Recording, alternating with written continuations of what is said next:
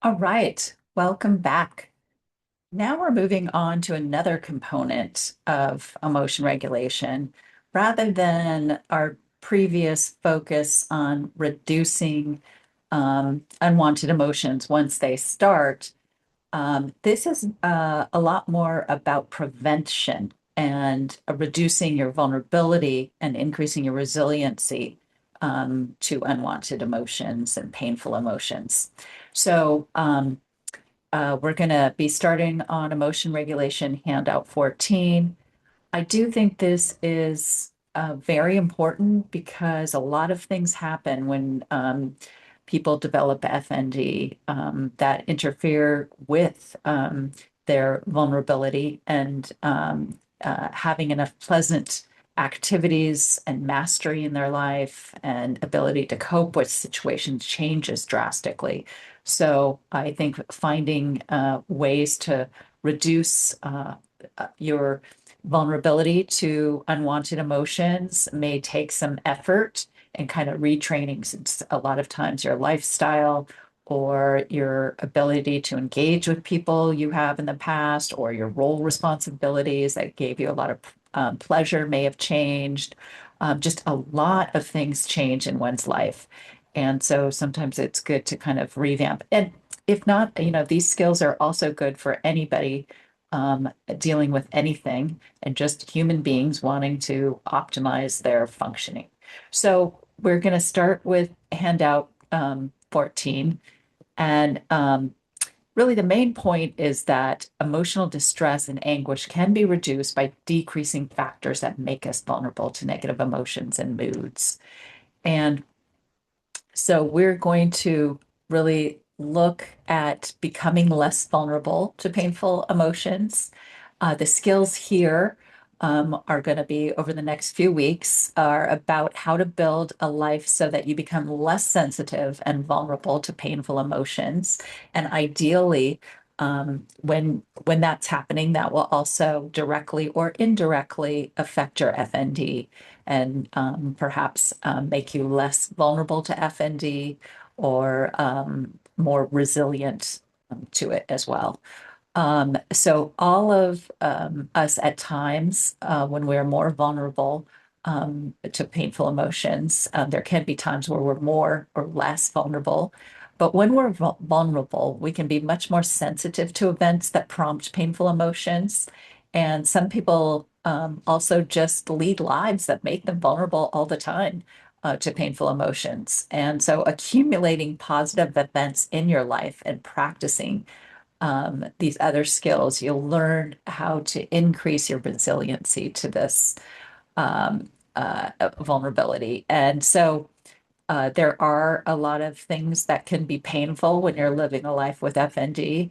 And we think this is going to help you become resilient as well. So the ABC please skills, you can remember them with that acronym. A is for accumulating positive emotions. When you accumulate positive experiences, events, valued behavior patterns, you build a wall between you and the sea of emotional discontrol or pain and unwanted emotions and suffering. And B is for building mastery, which means doing things that make you feel competent and effective. This is in line of defense against helplessness, hopelessness, and maybe some of the changes that occur with chronic FND symptoms that can take away that sense of mastery. And that will begin next week. So today we're going to really focus on accumulating positive emotions, but next week, building a mastery. And then C is for coping ahead of time with emotional situations. Before you get into emotional situation, rehearse and plan so that you're prepared to cope with the situation skillfully. And please stands for a set of skills that will help take care of your mind by taking care of your body. So this is just a precursor to what's coming down the line in the subsequent lectures. So let's start with accumulating positives in the short run. And that's what we're going to talk about today in this video. So most people who feel painful emotions do so for very good reasons. It's usual, but not always, that the events in one's life that cause unhappiness um, is is what's going on. And increasing positive events now can accumulate into a happier life. So why do you want to add positive? Why is it so important to add positive experiences? Well, um, positive events not only increase positive emotions, but they decrease sadness and other negative emotions.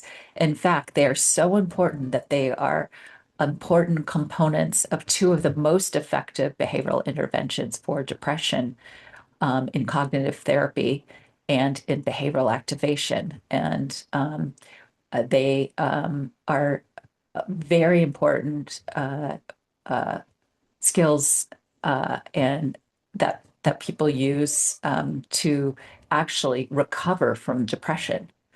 And all people need positive events in their lives to be happy, whether you're depressed or not depressed. Uh, However, each person is different and different things make them happy, and the same person can have different needs at different times. We know that the absence of positive experiences has very negative effects. The absence of positive experiences in your life reduces happiness, increases sadness, and creates vulnerability to events prompting painful emotions. Positive events are like food. Food does you no good if you don't eat it, and positive events will do you no good unless you experience them. And so negative and aversive events have negative effects. So too many negative, painful events in one's life can make it very difficult to feel happy and content, particularly when we're living with a life that's deprived of positive events.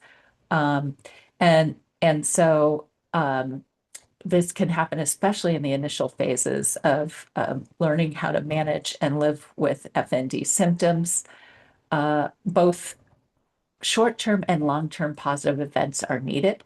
So building a life worth living um, and requires attention to both the short-term and the long-term positive events. So short-term events are those that make us feel better right now, right this minute, and long-term positive events are those that um, are part of our lives that give us a lasting sense of happiness and contentment. And we're going to talk about those next lecture.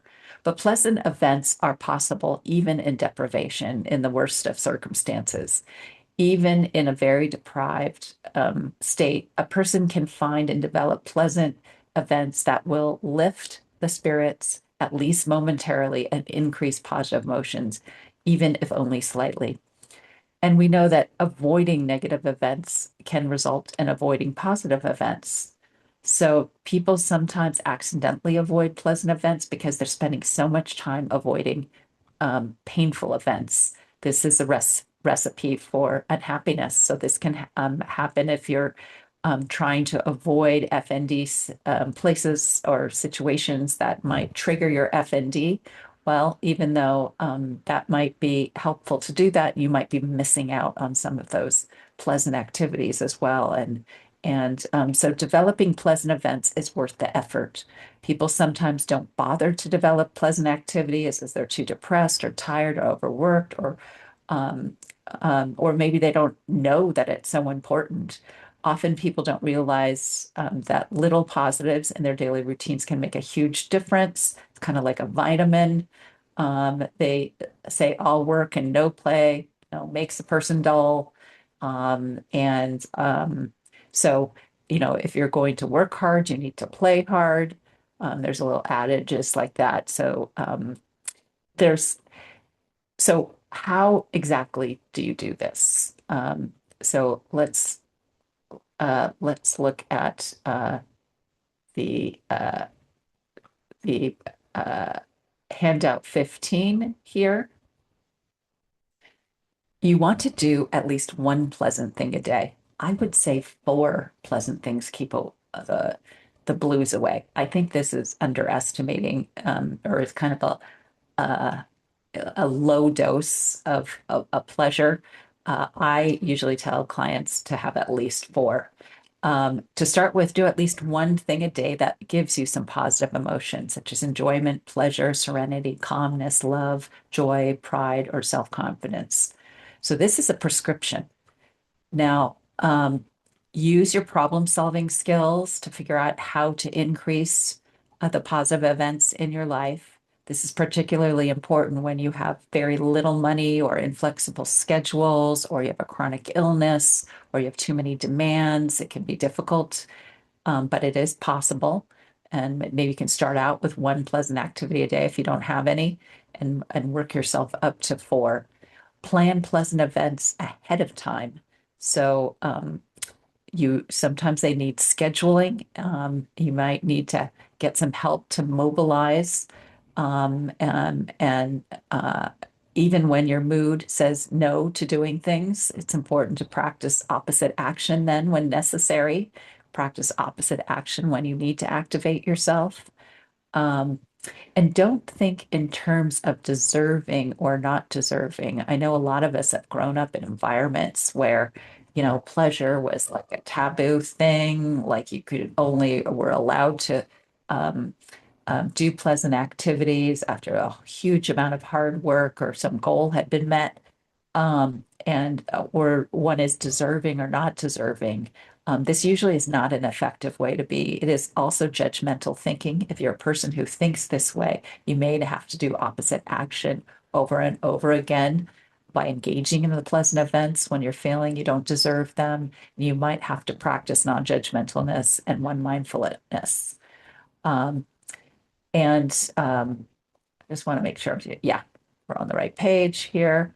Um, the positive events are reinforcers when you think about it. So keep in mind that positive events are reinforcers. That is, they make you want to activate yourself and keep having the positive experience. So they kind of condition you to do more. Once you start doing positive things, your brain goes, cha-ching, oh, that was nice. And it'll automatically want to do that over time more often, and it might be easier to do. So you're conditioning up behaviors. So it might be really hard in the beginning, but it might get easier over time because of this reinforcement pattern. So you want to avoid avoiding. A special case of taking opposite action to avoid avoiding events that are pleasant or that lead to pleasant activities is important. So people often avoid pleasant events by or taking the sometimes difficult steps that will lead to a pleasant activity when they're in a bad mood. They say, why bother?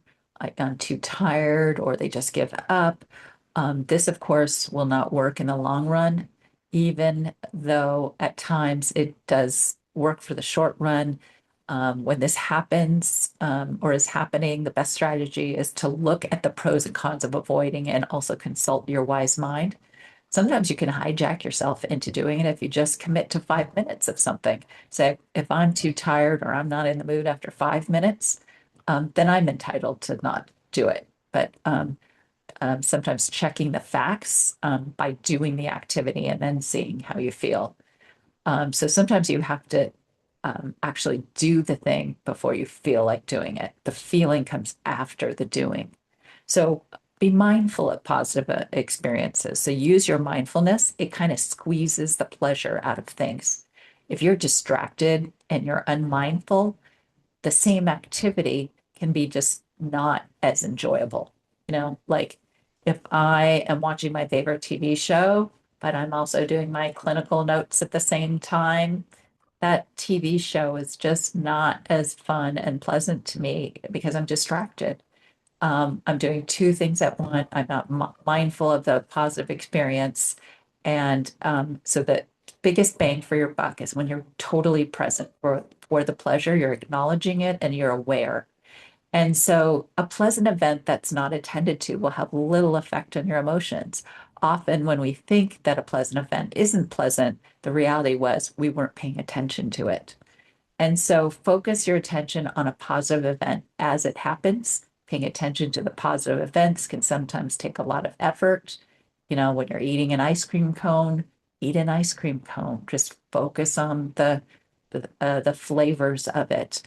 Don't miss um, the the experience. We may be too absorbed with something else to notice the event, or we may have trouble focusing on that because we have too many distractions. We can also be in the habit of avoiding our own experiences so that we try to suppress even pleasant emotions. It could be a habit that, maybe you are not being focused on the pleasant things when they're happening. Refocus on the positive when your mind wanders to the negative. When the number of positive events in our lives is much smaller than the number of painful events, it can be hard to tear our minds away from what is painful.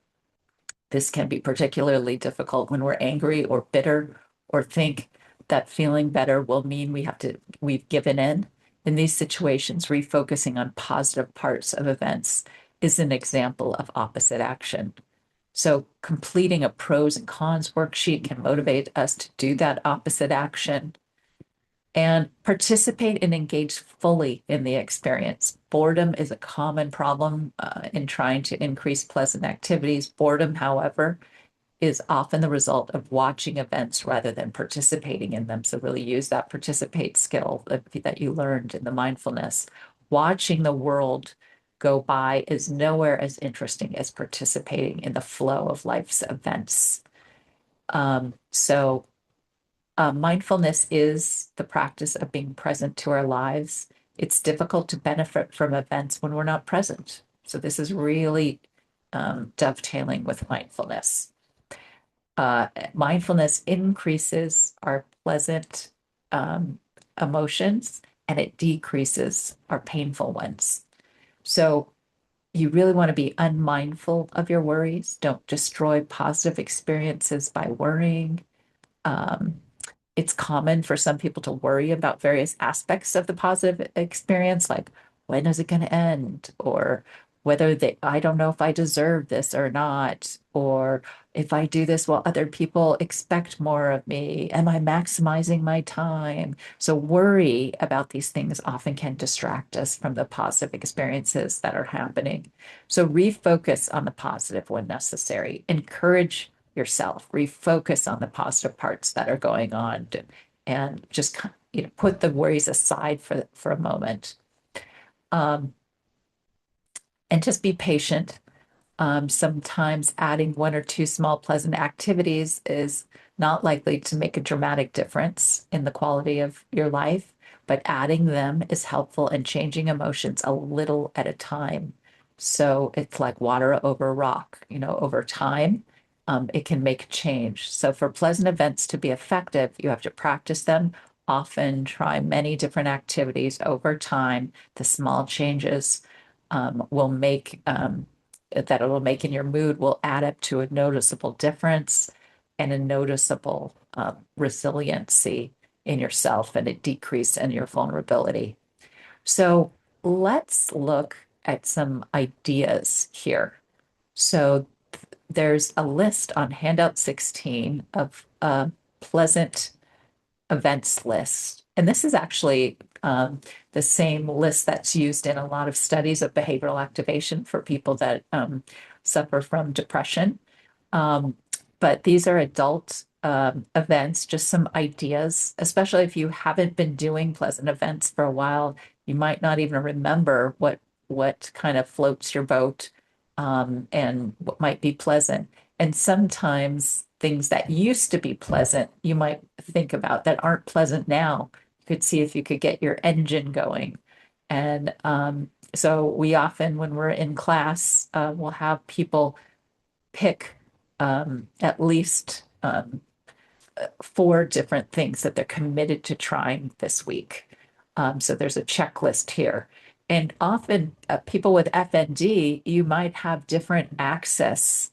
You may have lost access to some things that were pleasant in the past, maybe socializing with certain people that you don't see anymore, or some kind of physical activity that gave you a lot of joy that you can't do now. So you have to find new things. Or rediscover old things. And they don't have to take a long time. That's the other thing. I mean, it could just be a minute of truly showing up to smell that flower or just mindfully having your cup of tea rather than being distracted on your phone. So go through this list of with there's more than 72. No, how many are there now? And there's 225 ideas, but you can add other ideas in here of things and see if you can do at least four per day. That's ideal. If that seems like too much, maybe you could do one a day. But there's all sorts of things you can do that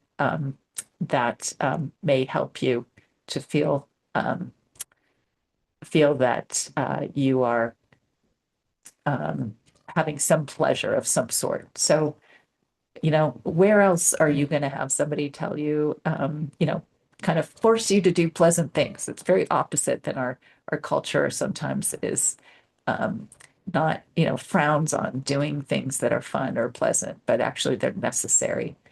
Um, And worksheet 9 is you can start this worksheet. You're starting the A with the accumulating positive emotions, but the coming weeks will do the accumulating positive emotions in the long run, as well as building mastery and coping ahead. So just concentrate on that first one. And then this is more focused just on pleasant events here, the first A in the short run is to make a diary. You could either use this diary by planning the events that you plan to do, the events that you actually did, how mindful you were doing it, how much did you let go of your worries, how pleasant the experience was from 0 to 100, with 0 being not at all pleasant and 100 being the most pleasant activity you've ever done, and then any comments. The idea is we want you to see the connection between the pleasant activity and your emotions and see if it makes any impact. Okay. So good luck. Do lots of fun things and let us know how it goes. I'd love to hear in the comments.